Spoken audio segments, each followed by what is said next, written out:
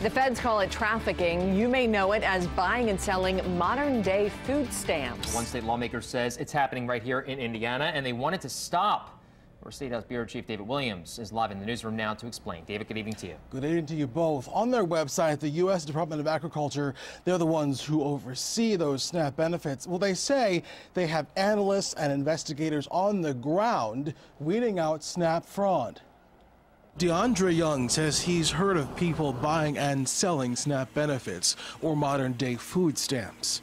Sometimes it's hard to pay rent, you know, so some people might sell their stamps to pay their bills.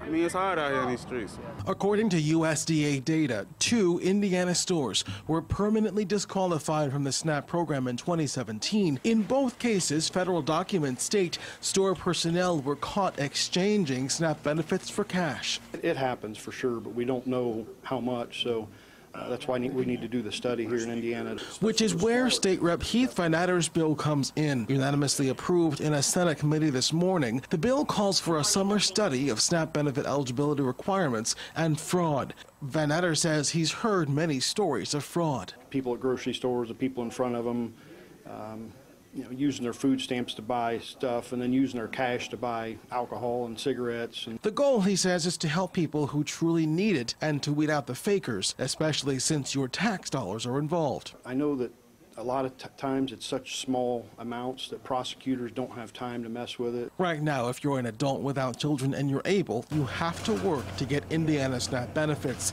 The bill would also look into requiring those ordered to pay child support to pay at least part of it before getting SNAP benefits. We're not saying that, you know, they have to pay all that money every month or else you don't get to eat. We're simply saying make the effort to try. If you can only pay $1 a month, at least you're showing it as a sign of good faith. Others downtown tell me they feel like the bill is a sign of something pointing in the right direction. I mean, I think that's a good thing. I mean, anything to prevent fraud, you know, with food stamps. I mean, it's taxpayer money.